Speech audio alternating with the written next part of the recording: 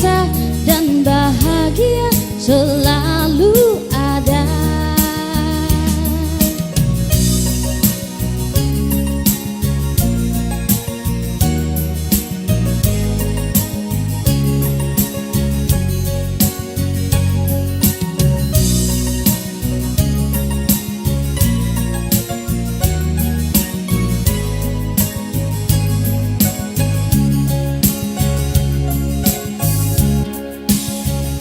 Seperti cama bukan terbang menembus awan, bebaskan ku dari rasa takut. Ku berdoa semoga hal baik akan tiba dan bahagia selalu bersamaku. Aku terbangkan harapan menembus langit, ku percaya hati kan menuntunku. Mimpiku ini akan jadi nyata dan bahagia selalu ada, dan bahagia selalu ada, dan bahagia selalu ada.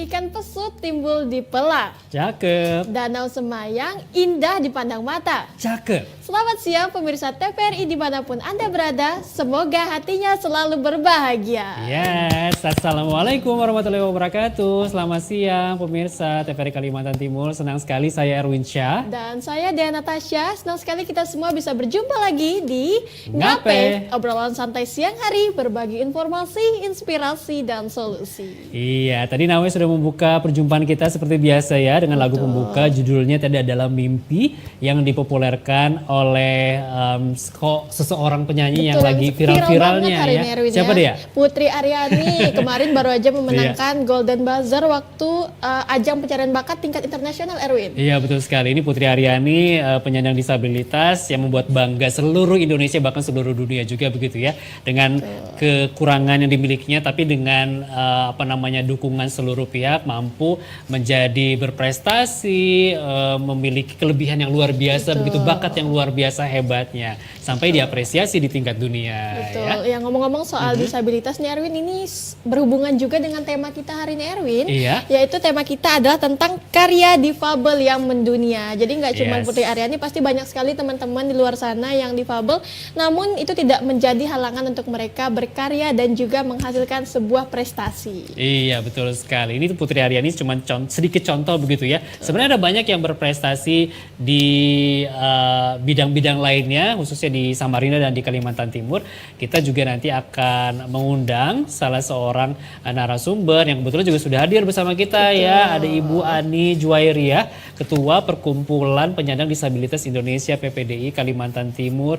Boleh kita sapa dulu Ibu Ani. Selamat siang, apa kabar? Selamat siang, alhamdulillah sehat Mas Erwin. Alhamdulillah baik. Nanti kita ngobrol banyak ya Bu ya. Bagaimana Silakan. perkembangan teman-teman disabilitas di Kaltim, bagaimana juga mereka menunjukkan bakatnya, mengapresiasi juga dengan kegiatan-kegiatan positif yang mereka lakukan begitu Bu ya. Iya, selama 1 jam. Pokoknya Ibu tetap di sini. Ya dia ya. Ya, tapi sebelum itu kita ada Iya. punya satu berita dulu nih Erwin untuk Betul. teman-teman semuanya, yaitu tentang batik enggang dari Guntung Kampung Adat. Berikut informasinya.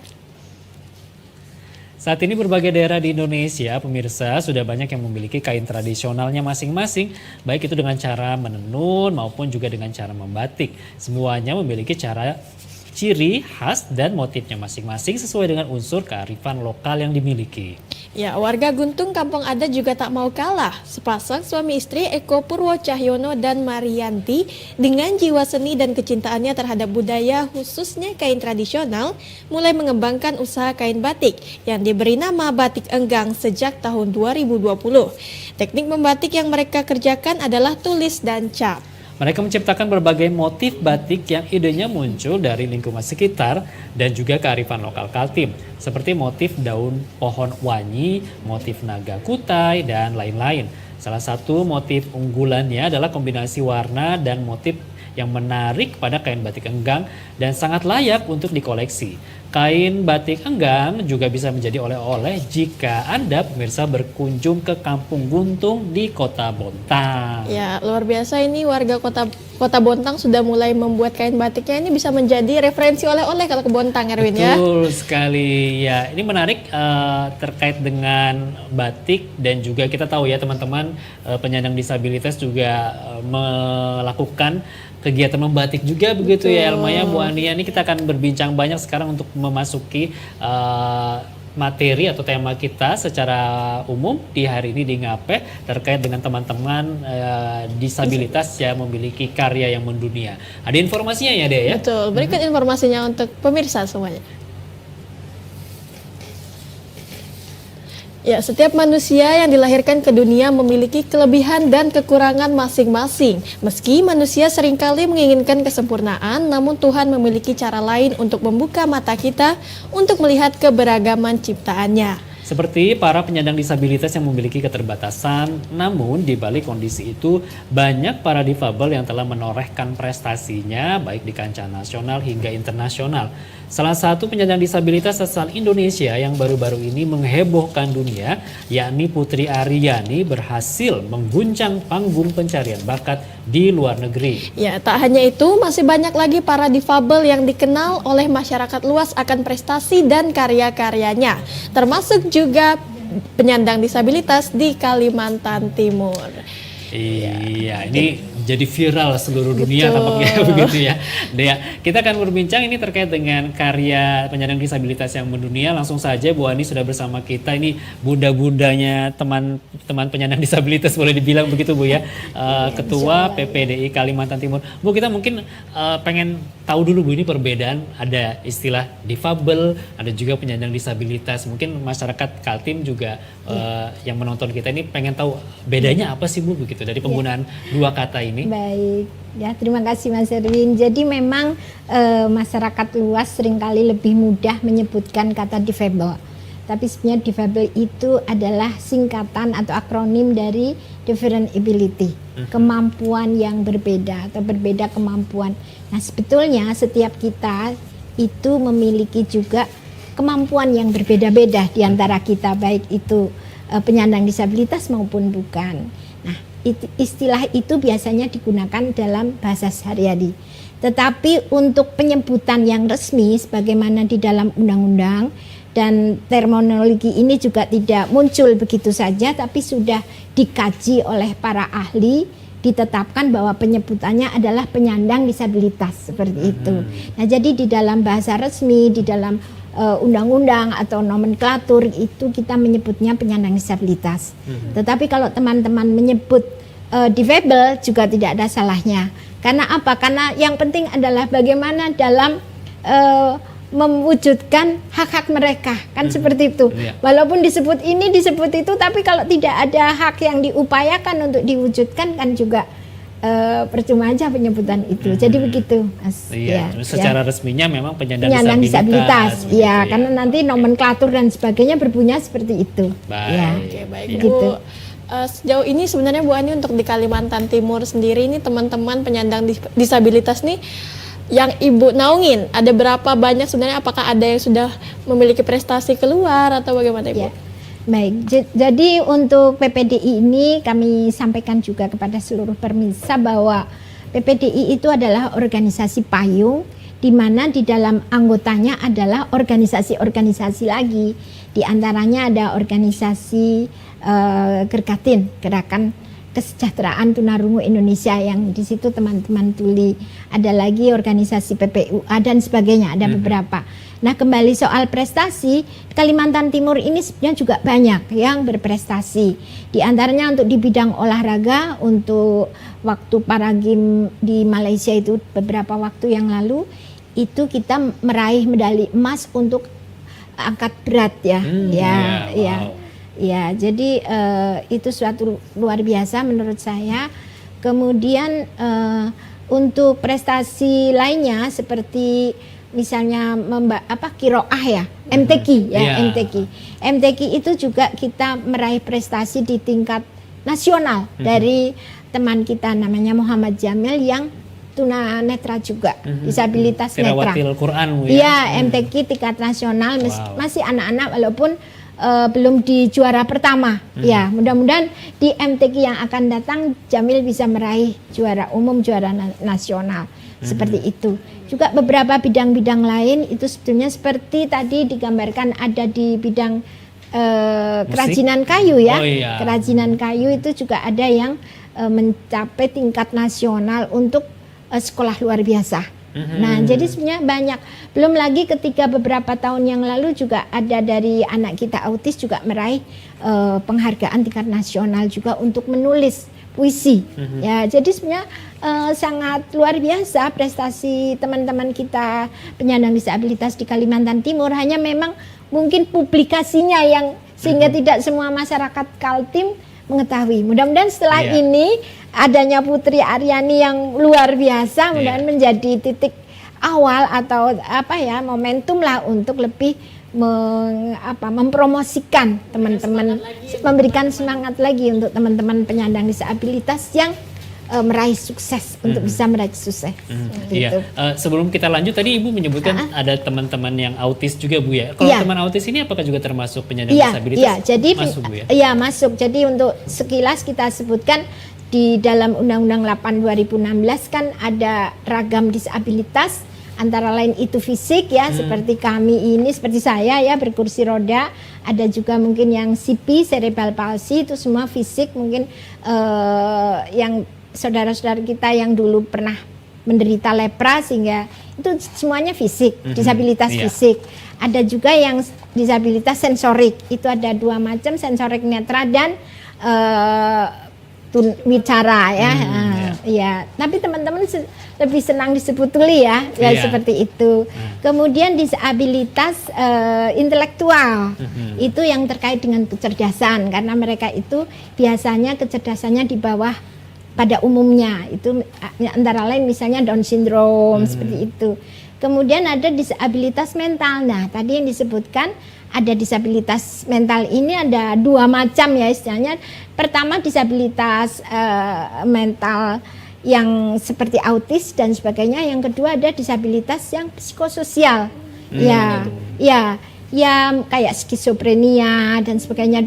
Mungkin para masyarakat pada umumnya mungkin belum menganggap bahwa itu disabilitas. Itu juga sekarang masuk disabilitas walaupun seringkali tidak nampak. Kalau kita kan pakai kursi roda orang sudah melihat bahwa itu disabilitas. Tapi untuk teman-teman kita yang disabilitas psikososial tidak selalu nampak. Nah, itulah yang juga tampak terlihat normal saja begitu Bu ya. Iya, kecuali pas dia relate ya. Tapi ketika dia keadaan biasa mungkin orang tidak tahu. Nah, itu yang sekarang sedang dipromosikan lebih gitu ya untuk mendapatkan hak-haknya. Ini untuk yang disabilitas psikososial. Ini teman autis juga kita sempat ngundang juga ya, dia di Ngampeh waktu itu kebetulan beliau membuat aplikasi game gitu Bu untuk teman-teman artis juga begitu ya untuk betul, belajar. Ada. Kita lupa namanya ya dia siapa Bu ya. Ya dari Samarinda waktu itu juga. Itu luar biasa, salah satu contoh teman Ananda juga. Ya temannya.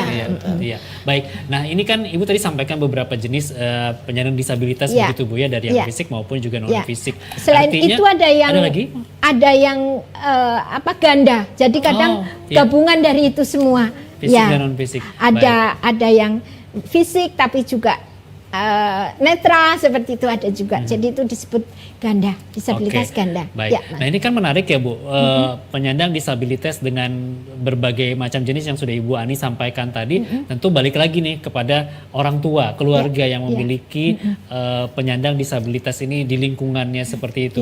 Artinya penerimaan mereka dulu begitu Bu ya dengan kondisi si anak ini baik disabilitas secara fisik maupun psikis. Ini gimana Bu? Mungkin Ibu agar meyakinkan kepada masyarakat juga bahwa memang perlu dilakukan, apakah perlu dilakukan pemeriksaan misalnya Bu terkait dengan yang non fisik tadi yang tidak terlihat secara langsung atau gimana Bu supaya para orang tua juga sadar nih bahwa anaknya berbeda dengan Ya. anak yang lain misalnya seperti apa, Bu? Ya memang seperti juga keluarga yang lain ya.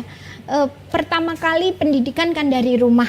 Nah itu saya kira para orang tua juga akan menjadi sadar ketika anaknya kok berbeda. Misalnya ketika kecil anak orang lain ya, tetangganya mungkin sudah bisa mengangkat kepala ya, waktu bayi itu kok anak kita belum bisa mengangkat kepala. Nah ini dari yang dini ini ya, kita harus mulai sampaikan juga ke dokter atau ke pihak untuk di assessment apa betul anak saya ini disabilitas atau apa.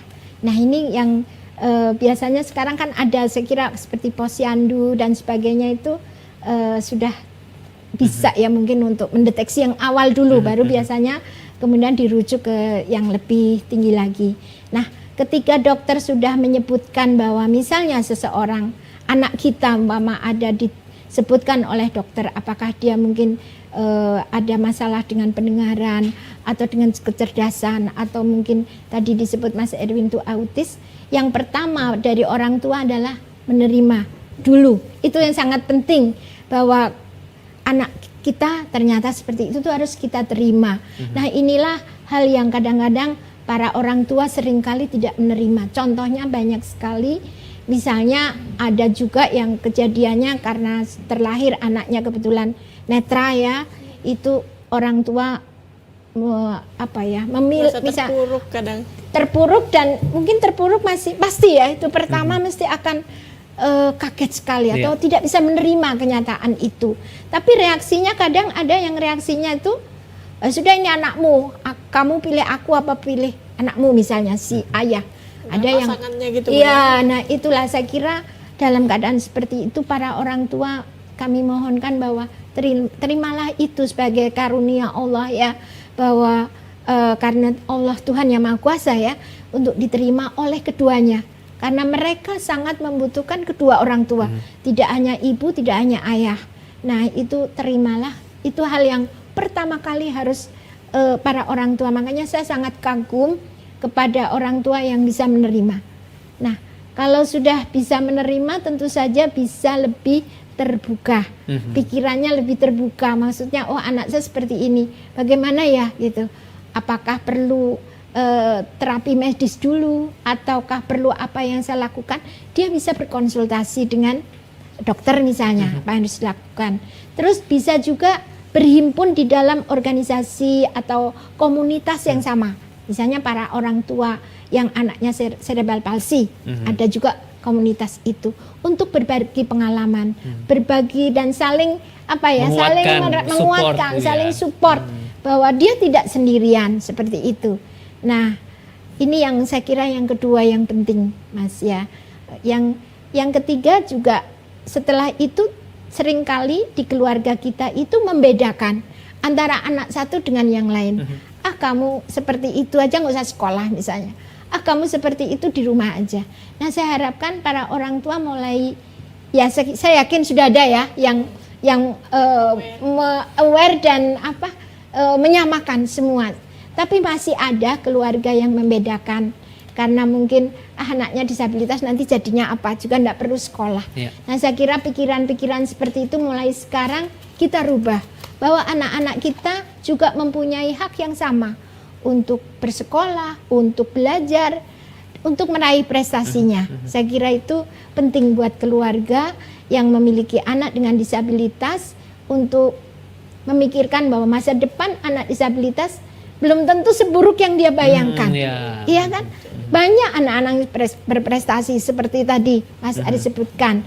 Putri Aryani itu ayahnya kan sampai resign ya, karena harus fokus memikirkan. Memang anak-anak dengan disabilitas itu memerlukan perhatian yang lebih daripada anak-anak lain. Karenanya banyak contoh yang kemudian orang tua, apakah ayahnya atau ibunya, merelakan untuk resign atau tidak bekerja, khusus fokus untuk memperhatikan atau mendampingi anaknya itu. Jadi itulah awal dari prestasi yang akan diraih di kemudian hari. Karena prestasi kan tidak mungkin tiba-tiba seperti Putri Aryani itu kan sudah orang tua udah paham mulai umur 2 tahun. Melihat bakatnya udah tahu. Lihat gitu. bakatnya Iya. udah tahu, udah ketika dia umur 2 tahun, tidak tiba-tiba langsung ke prestasi gitu.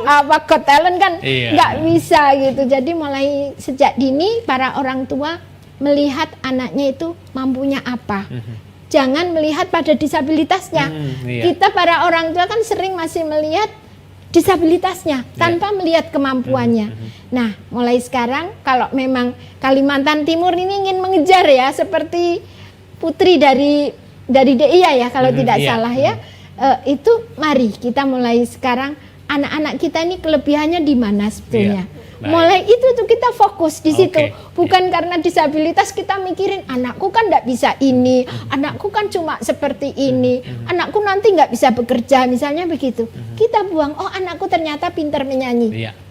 Bagaimana cara Banyak. mengembangkannya? Betul. Fokus ke kurang. Iya, jangan fokus di kekurangannya, tapi fokus di kemampuannya Baik. dia apa. Oke, Seperti baik. itu. Ini semakin menarik, Bu. Sementara itu, Nanti kita lanjutkan lagi ya Oke, setelah Mas, jeda ya. pariwara Iya. berikut ya, Dea. Ya. Jangan kemana-mana pemirsa. Tetap bersama kami di Ngape.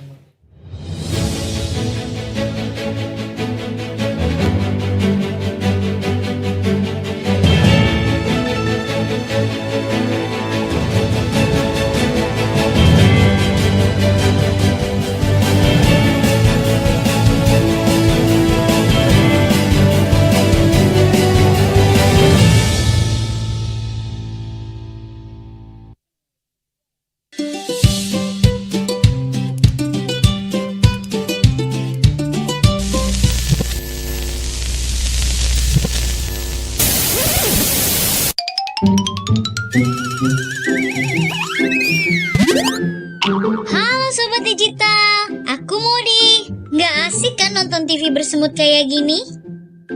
Ayo segera beralih ke TV digital. Bagaimana ya kalau TV kita belum TV digital? Segera pasang set-top box ke TV analogmu. Yuk coba lihat sekarang. Gambarnya lebih bersih, suaranya lebih jernih, yang pasti canggih dan banyak programnya. Ayo, segera beralih ke TV digital. Bersih, jernih, canggih.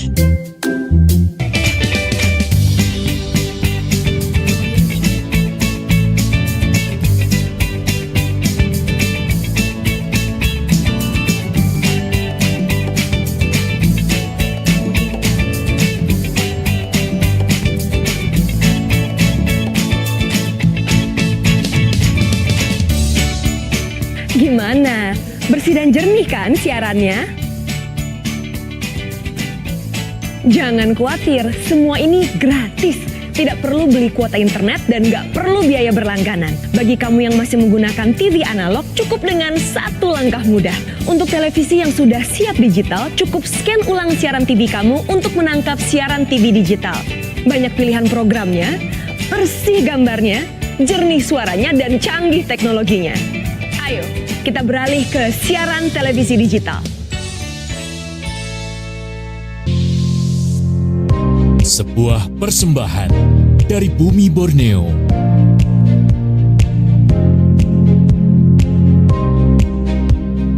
Menampilkan keelokan warisan sejarah.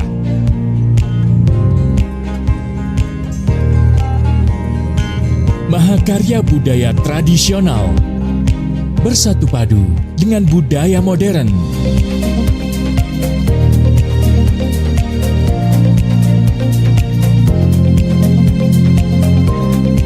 Petualangan tak ternilai dalam asrinya hutan tropis Kalimantan.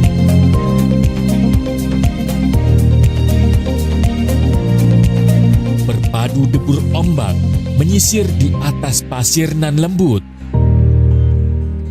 Pesona nirwana di timur Kalimantan.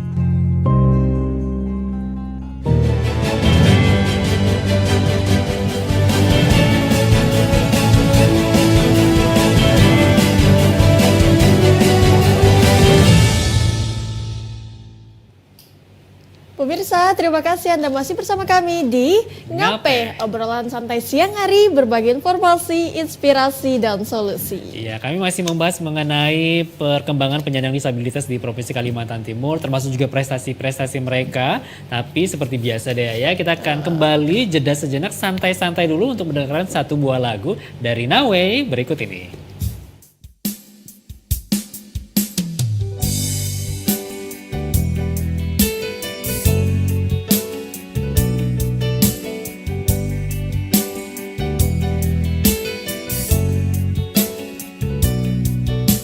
Selalu ingin bersama, dekat dengan dia, dan menghabiskan waktuku tanpa tersisa. Berharap dia terus temani aku, hingga buat diriku tersadar aku wanita yang sedang jatuh cinta. Ingin membawanya selalu ke dalam hidupku selamanya. Aku wanita yang sedang jatuh cinta. Ku harap dia merasakan aku rasa.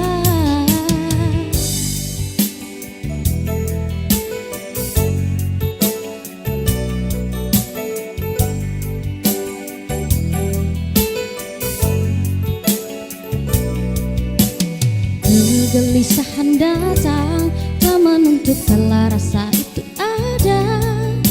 Kegundahan pun melanda, kala dia ada ataupun tiada. Inginku tampak sempurna tanpa ada celah di hadapan dirinya. Oh, yang ku puja, aku wanita yang sedang jatuh cinta.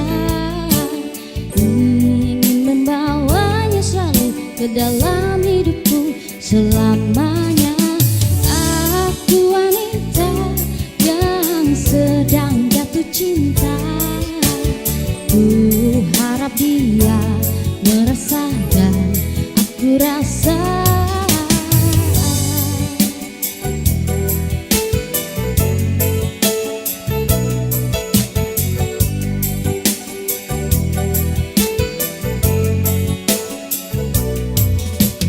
Selalu ingin bersama, dekat dengan dia, dan menghabiskan waktuku tanpa tersisa.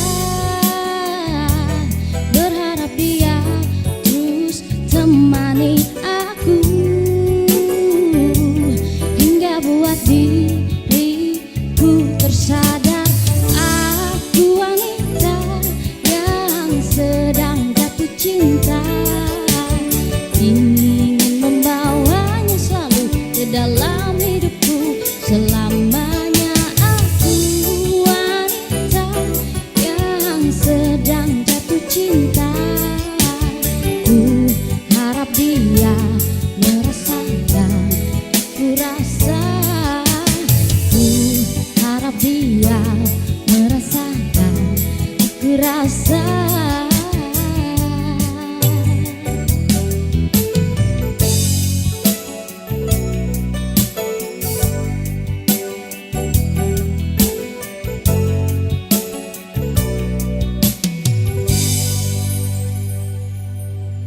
Iya, terima kasih Nawe yang sudah menghibur kita siang hari ini. Wanita jatuh cinta ya? Iya. Harus jatuh cinta Aku kita siang wanita hari. kan tadi. Tapi Erwin oke. bukan? Bukan. Bukan kan? Iya, kita lanjutkan lagi ya Dea untuk berbincang dengan Ibu Ani, Ketua PPDI terkait dengan tema kita ini prestasi para penyandang disabilitas di Kalimantan Timur yang mendunia juga ya. Tadi ada atlet angkat besi Bu ya. Angkat berat. Oke, baik. Nah, kita mungkin beralih ke yang lain nih Bu, terkait dengan fasilitas publik maupun juga aksesibilitas bagi para penyandang disabilitas di ruang publik begitu Bu ya. Ini kan tentu menjadi penting untuk menunjang aktivitas mereka juga, mobilitas mereka juga. Seperti apa sih Bu kondisinya, mungkin disampaikan di Samarinda di Kalimantan Timur seperti itu? Betul. Jadi memang tadi katakanlah keluarga sudah bisa menerima dan sudah terbuka. Tadi kita di awal diskusi sudah menyebutkan itu. Tapi keterbukaan itu akan menjadi sulit kalau fasilitas umum tidak sesuai seperti itu. Katakanlah kemarin kita baru ada ya untuk anak-anak, jadi khusus untuk anak-anak itu kita di Kaltim itu mendapat bantuan kursi roda khusus anak. Nah ini memang mungkin untuk masyarakat umum belum terlalu mengetahui yang namanya kursi roda itu ternyata macam-macam. Ada yang khusus untuk anak, apalagi biasanya untuk anak dengan cerebral palsy yang memang kursi rodanya tuh khusus. Jadi kemarin kita ada mendapatkan 170 buah untuk Kalimantan Timur yang disebarkan di Samarinda sendiri sekitar 97. Nah, itu dari lembaga donor masih akan membantu terus asal datanya valid gitu. Nah, itu juga salah satu cara ya supaya anak-anak itu merasa nyaman dengan kursi rodanya. Dan saya sangat senang mereka itu langsung tersenyum, tertawa-tawa seperti itu ya. Karena nyaman, kecil. Biasanya kan hanya diberi kursi roda rumah sakit ya. Yang itu besar, berat dan seringkali bisa jadi akan justru menambah tingkat kedisabilitasannya gitu. Nah kalau anak kan itu kan diukur, terus jenisnya kayak apa, misalnya ada yang kakinya harus selonjor, ada kepalanya yang harus disangga, kursi rodanya itu komplit. Nah sekarang yang saya pikirkan kalau itu semuanya sudah ada, katakan dari pemerintah nanti juga mendukung ada kursi roda untuk anak-anak bahkan untuk orang dewasa yang sesuai, bukan hanya sekedar kursi roda standar rumah sakit. Itu kita memerlukan juga fasilitas, katakanlah jalan-jalan kita juga harus bisa dilalui kursi roda. Seperti itu, ramah lingkungan untuk disabilitas. Ya terus terang aja seperti saya waktu itu terpikir untuk kursi roda listrik ya, sehingga bisa jalan lebih jauh kemana-mana. Iya. Tapi kalau jalan kita belum memenuhi ya, mungkin kita sudah melihat di jalan kayak di jalan Kusuma Bangsa mulai ada guiding block guiding block. Blok pemandu untuk teman-teman kita netra sehingga jalan bisa mandiri. Tetapi belum semuanya sepenuhnya bisa dipakai karena pada titik tertentu hilang. Nah, kan kita tidak bisa, ini memang harus terus kemana perlu untuk melakukan perjalanan teman-teman netra itu bisa, tapi sekarang kan belum. Begitupun untuk kursi roda lebih susah lagi, karena kalau lewat itu juga kadang ada pagar-pagarnya itu yang kursi roda tidak bisa masuk ya kan. Nah, itu juga perlu pemahaman bersama bahwa kursi roda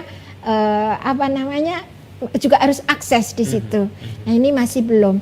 Mungkin supaya tidak dilalui, alasannya tidak dilalui motor lewat sini. Itu sebenarnya ada contohnya.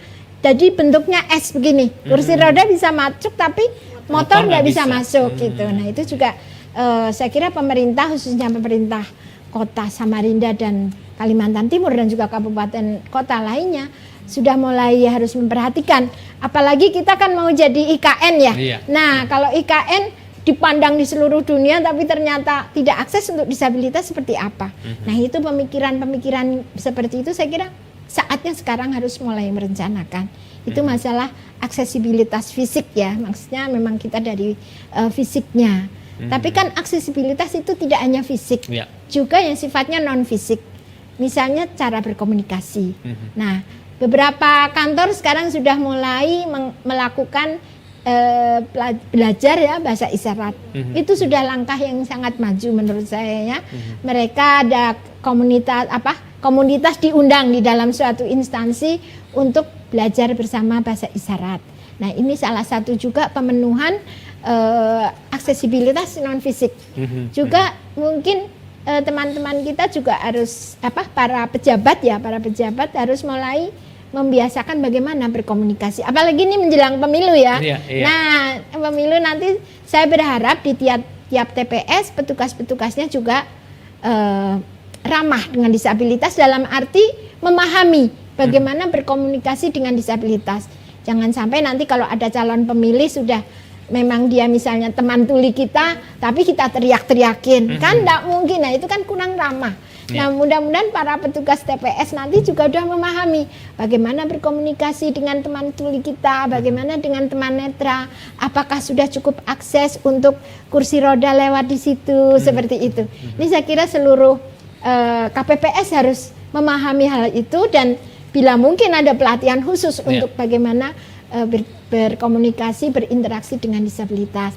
Misalnya seperti itu Mas Erwin tentang aksesibilitas tadi seperti Tapi itu. sejauh ini Bu untuk ruang pelayanan publik seperti itu, apakah udah mulai banyak atau bagaimana Bu? Ya, ini terkait juga dengan misi Gubernur Kalimantan Timur yang menempatkan tentang penyandang disabilitas di visi pertama, dan juga itu betul-betul menjadi semacam inspirasi atau instruksi ya di dinas-dinas untuk lebih memperhatikan. Ya, itu sudah satu hal yang sangat positif. Tapi memang di dalam menerjemahkan visi tersebut, menurut saya belum semua dinas itu serentak memahami. Apalagi untuk di kabupaten kota. Ini masih memerlukan terus-menerus meningkatkan pemahaman mereka, entah dengan cara bagaimana, misalnya sensitivitas terhadap disabilitas juga masih perlu selalu kita kita advokasi lah istilahnya. Kalau terlalu kasar advokasi ya kita beri pengertian bagaimana mengenai pemahaman tadi yang harus paham secara berinteraksi atau juga aksesibilitas fisik tadi. Saya berharap sih seluruh kabupaten kota menyadari hal ini. Iya, betul. Seperti Dan itu. mewujudkan visi misi gubernur tadi begitu, memang ada terpampang nyata begitu. Dan nanti kita harapkan itu menjadi DNA-nya. Jadi sudah melekat menyatu ya. Tidak hanya karena visi atau karena instruksi undang-undang, tapi sudah secara otomatis gitu ya. Bahwa bangun gedung ya, harus seperti ini. Harus ada RAM-nya kayak di TVRI ini. Kalau perlu ya nggak harus yang semen, kita kasih misalnya kayu, bidang miring. Kalau nggak diperlukan boleh disingkirkan. Ini namanya akomodasi yang layak buat disabilitas. Nah saya kira itu kalau sudah menjadi DNA ya menyatu dengan bidang itu, sudah nggak yang kayak apa, ini itu penambah biaya dan sebagainya. Saya kira tidak akan terjadi hal seperti itu. Baik. Nah, ini terkait di bidang pendidikan sendiri Bu. Silakan. Ini kan akses untuk penyandang disabilitas mengenyam pendidikan juga penting begitu Sangat untuk penting, kemajuan mereka di masa depan begitu, untuk mengejar mimpi mereka juga. Seperti apa Bu kondisinya? Iya. Jadi memang masalah pendidikan kita juga harus memberikan perhatian yang lebih ya. Jadi kalau yang saya lihat ini dalam sisi ketenagakerjaan kan di dalam Undang-Undang 8 2016 itu kan disebutkan bahwa untuk pemerintah itu wajib rekrutmen 2%. Pemerintah daerah, pemerintah pusat, BUMN, BUMD itu wajib 2%. Terus untuk swasta 1%. Nah karena ini kesepakatan internasional ya, bahkan kemarin waktu G20 di Bali juga Presiden kita Bapak Jokowi itu menekankan masalah tenaga kerja ini secara global.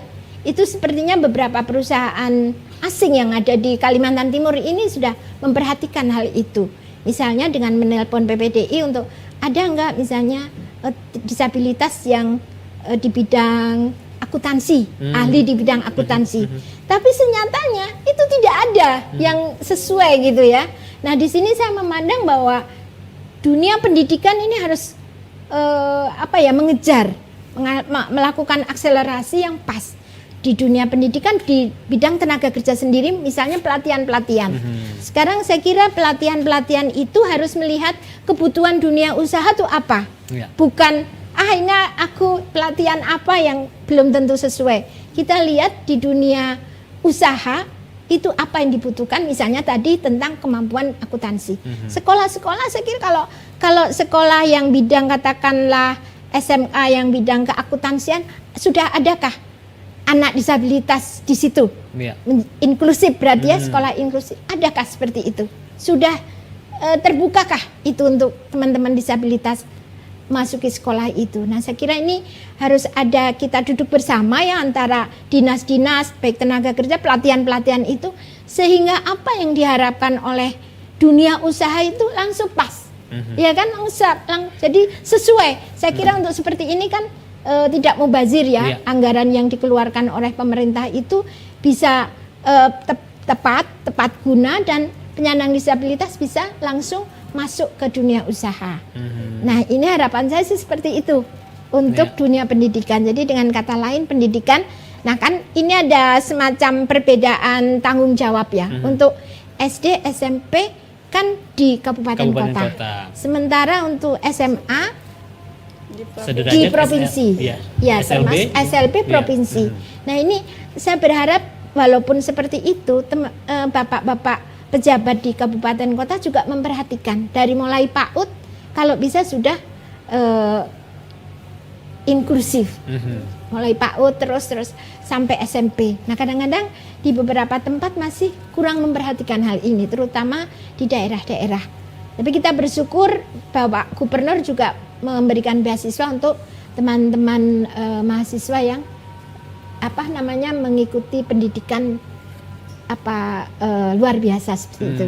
Nah, ini mudah-mudahan nanti juga dari kabupaten kota mempunyai kebijakan yang lebih terbuka seperti ini, lebih ramah disabilitas. Iya.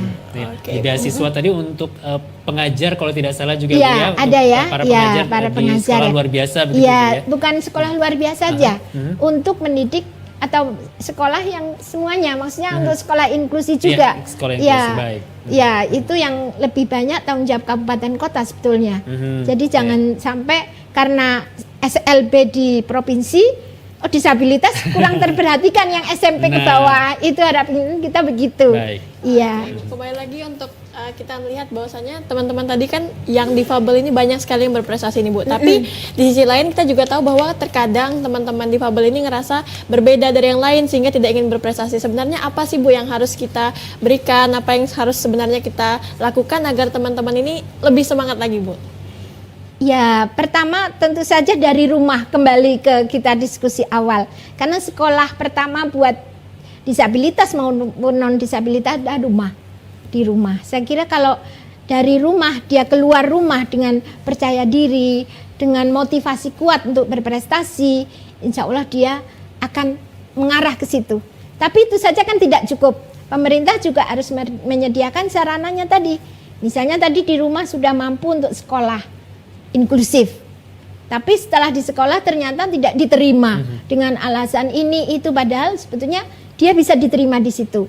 Biasanya sekolah-sekolah sih yang sering saya dengar di sini belum ada fasilitasnya, belum ada gurunya. Nah, saya kira itu pemerintah harus menjawab, betulkah tidak ada gurunya, betulkah tidak ada fasilitasnya, atau kita balik, apakah fasilitas untuk sekolah-sekolah yang umum reguler bukan inklusi, apakah juga sudah memenuhi fasilitas itu?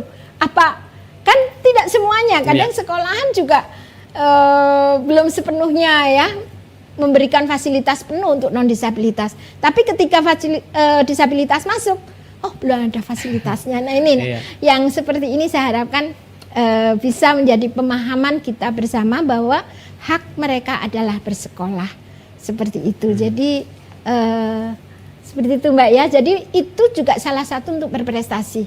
Kembali ke orang tua, kalau kita mencontoh tadi Putri, kan begitu tahu bakatnya menyanyi, kemudian sekolahkan musik dan sebagainya seperti itu. Nah ini pun begitu, saya kira orang tua, oh ini bakat anakku apa? Kalau misalnya nampak bakat anaknya olahraga mama, ya olahraga kita mungkin lebih. Bagaimana pembinaan olahraga di daerah ini yang selama ini sebenarnya prestasinya cukup baik, bagaimana lebih meningkat lagi, lebih menyasar kepada keluarga-keluarga yang mungkin mempunyai anak dengan keluarga yang memiliki disabilitas tapi berpotensi untuk bakat olahraganya. Nah itu mungkin kan biasanya itu aja, tapi bagaimana menyasar keluarga lain yang mungkin belum muncul. menjadi prestasi seperti itu dari Memberi- lingkungan Mbak ya. Memberi kesempatan lebih luas juga begitu Iya, kepada ya teman-teman seperti lainnya. begitupun yang lain, musik misalnya, Iya. atau mungkin sekarang di tempat lain sudah ada kafe tapi dikelola oleh disabilitas. Iya. Ada yang oleh Down syndrome ya. Selama ini mungkin para orang tua nganggap kalau sudah Down syndrome wah sudah nggak punya masa depan, nggak bisa bekerja. Padahal Iya. tidak gitu ya. Padahal tidak. Ada kafe yang sepenuhnya dikelola oleh anak-anak Down syndrome misalnya. Baik. Kembali kepada bagaimana kita melihat bakat itu dan Oke. dikembangkan. Dan partisipasi masyarakat juga begitu Bu, Betul, ya, untuk memberi betul, kesempatan kepada betul. teman-teman Memang disabilitas kesempatan berkarya. itu paling penting Mas Erwin Oke. ya. Kita kembali akan jeda sejenak Ibu Oke. Ani dan Oke. pemirsa. Kami akan lanjutkan perbincangan ini. Tetaplah bersama kami di Ngape?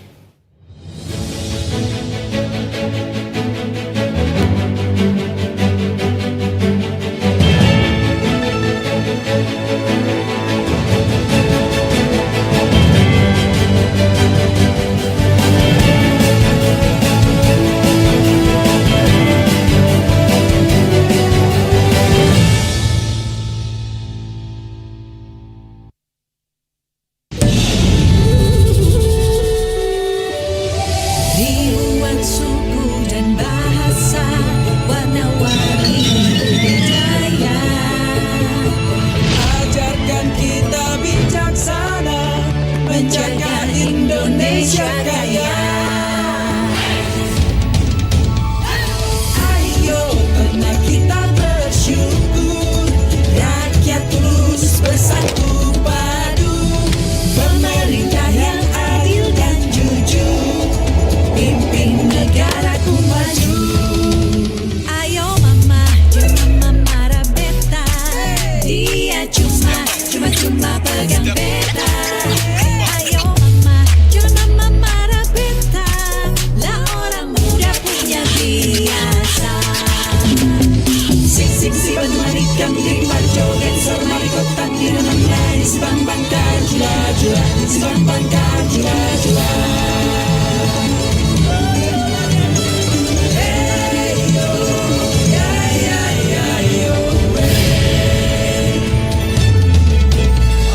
Dari Aceh hingga Papua, kita semua bersaudara, bekerja dan berdoa, bangga dan bersahaja untuk Indonesia Raya.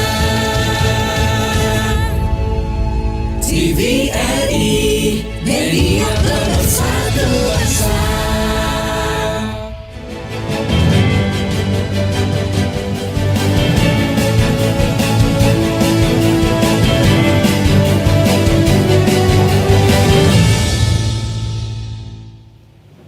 Ya pemirsa, terima kasih Anda masih bersama kami di Ngape. Ngape, obrolan santai siang hari berbagi informasi, inspirasi, dan solusi. Iya, kita akan lanjutkan obrolan dengan Bu Ani, tapi sebelumnya ada satu informasi lagi ya, Betul. Dea, yang akan kita hadirkan. Ini terkait dengan kasus penyakit mulut dan kuku pada hewan ternak ya.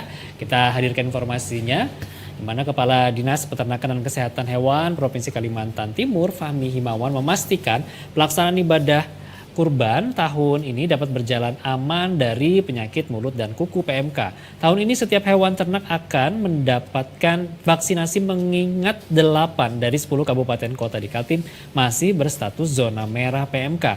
Dan hanya 2 wilayah yang dinyatakan aman dari PMK, yakni Kabupaten Berau dan Mahakam Ulu. Ya, status zona merah PMK di wilayah Kalimantan Timur menunjukkan kasus PMK masih rawan terjadi. Meski demikian, Kalimantan Timur sudah berstatus zero case atau belum ada temuan kasus PMK. Populasi hewan ternak di Kaltim saat ini sudah mencapai 108.000 ekor. Oleh karena itu, Dinas Peternakan dan Kesehatan Hewan di kabupaten dan kota akan menyiapkan strategi untuk menangani kasus PMK yang berpotensi masuk ke Kaltim di tengah pendistribusian ternak menjelang Hari Raya Idul Adha mendatang.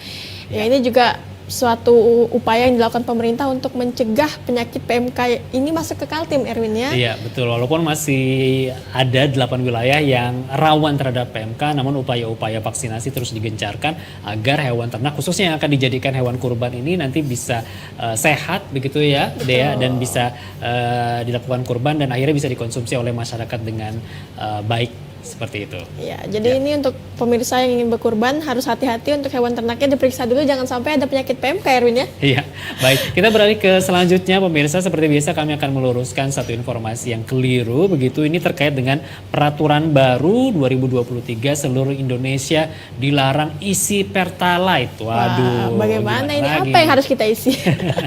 Berikut adalah informasinya. Beredar sebuah video YouTube dengan judul yang menyesatkan. Unggahan itu mengklaim seluruh motor dan mobil tidak boleh menggunakan bahan bakar Pertalite. Video yang berdurasi 8 menit 4 detik itu menarasikan beberapa artikel mengenai penggunaan Pertalite. Faktanya, judul video itu terlalu clickbait atau provokatif. Dilansir dari liputan6.com, saat ini pemerintah sedang menyusun revisi peraturan Presiden nomor 191 tahun 2014 tentang penyediaan, pendistribusian dan harga jual eceran bahan bakar, di mana dalam revisi itu kabarnya akan muncul kriteria kendaraan yang boleh dan tidak boleh menggunakan Pertalite. Namun, hingga saat ini peraturan Presiden itu belum diresmikan. Anggota Badan Pengatur Hilir Minyak dan Gas Bumi BPH Migas, Saleh Abdurrahman, belum dapat memastikan kapan pembatasan pembelian jenis BBM khusus penugasan atau JBKP atau Pertalite ini diberlakukan. Namun yang pasti, ia optimistis aturan tersebut dapat diimplementasikan pada tahun ini. Ya, jadi jangan salah-salah ini kalau ada berita dibaca lebih dulu ya Erwin ya, karena jangan langsung sebar ya, Dek. betul, karena ini kan masih akan dikelompokkan jenisnya. Jadi jangan sampai orang-orang yang tidak berhak menerima subsidi nanti malahan menggunakan bahan bakar subsidi, itu yang akan dilakukan pemerintah malah.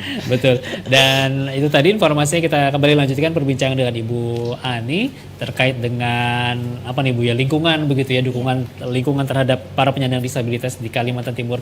Bagaimana Ibu bisa sampaikan? Baik, jadi untuk arah kita, arah pembangunan kita secara global itu kan sebenarnya membentuk masyarakat inklusif ya. Masyarakat yang bisa menerima keanekaragaman dari makhluk ciptaan Allah, termasuk di sini penyandang disabilitas. Nah, masyarakat inklusif itu selain tadi pemerintah menyediakan fasilitas yang akses buat teman-teman disabilitas, juga perlu menyiapkan masyarakat sekitarnya gitu. Jadi katakanlah misalnya sekarang di suatu tempat ada guiding block. Nah, saya kira masyarakat yang ada guiding blocknya itu ini biasanya warnanya kuning gitu ya. Ya, kuning, ada bulat-bulat di jalanan, di trotoar gitu ya. Itu masyarakat di sekitar itu harus diberi pemahaman bahwa ini adalah untuk teman-teman kita netra, disabilitas netra. Tidak bisa melihat ya. Ya, jadi tidak akan dimanfaatkan oleh, kalau sekarang kan misalnya ada yang untuk jualan dan sebagainya, walaupun ketika saya tanya kenapa ini untuk jualan, nanti kalau ada yang lewat saya singkirkan kok Bu gitu. Ya tidak, tapi bagaimana kita jauh-jauh dari sana ngabarinya gimana dan sebagainya. Nah, saya kira masyarakat di sekitar di situ harus diberi pemahaman dulu. Ini nanti di sini ada guiding block. Gunanya adalah untuk teman-teman kita netra sehingga memudahkan dia berjalan mandiri. Nah, jadi tolong jangan dipakai untuk apa-apa seperti itu. Ada yang ngerasa karena nggak ada teman-teman netra nih, taruh aja Ya, jualan. tapi kan kita gitu. tidak tahu. Nah, itulah bentuk, saya kira begitupun di sekolah. Untuk sekolah inklusif misalnya. Mungkin para murid-murid lainnya juga harus diberi pengertian.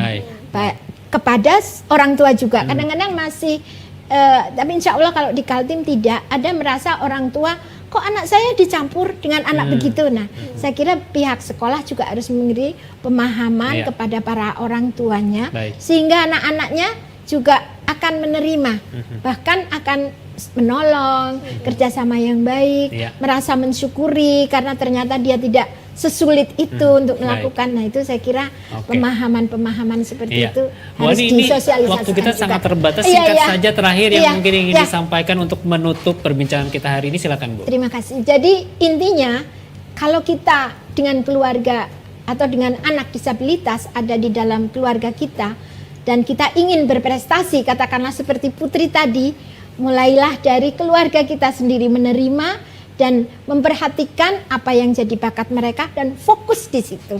Fokus di apa yang menjadi kelebihan, bukan pada kekurangan, bukan pada kedisabilitasannya. Saya kira itu, dan saya bangga kepada para orang tua yang sudah mendidik anak-anaknya untuk bisa berprestasi Saya ucapkan selamat kepada keluarga itu. Baik, terima kasih banyak Ibu Ani Juwairia, Ketua Perkumpulan Penyandang Disabilitas Indonesia PPD Kalimantan Timur. Ya Bu, sukses dengan program-programnya ya Bu. Amin. Titip salam amin, juga insya untuk Allah. teman-teman semuanya untuk Baik, tetap bersemangat. insya Allah. Terima kasih Iya. banyak. Semoga teman-teman ini nantinya bisa lebih berprestasi lagi. Bu, Amin, ya. amin. Mudah-mudahan kita harapkan begitu. Baik, Dea. Terima Baik. kasih banyak. Iya, Dea dan pemirsa, kita juga harus menuntaskan kebersamaan kita di Ngapes yang hari ini sudah hampir 1 jam kami menemani Anda pemirsa. Saatnya kami undur diri. Terima kasih banyak atas perhatian Anda ya. Saya Erwin Syah. Dan saya Diana Natasha mewakili rekan kerja yang bertugas pamit undur diri. Terima kasih atas kebersamaan Anda. Wassalamualaikum warahmatullahi wabarakatuh dan sampai jumpa.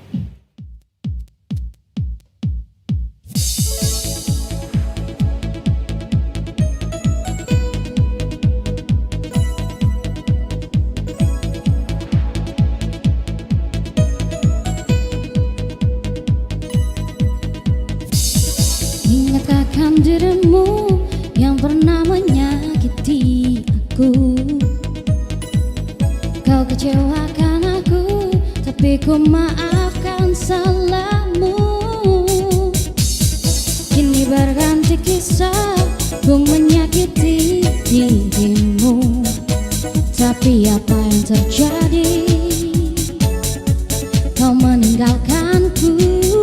Izinkan aku untuk terakhir kalinya semalam saja bersamamu, mengenang asmara kita.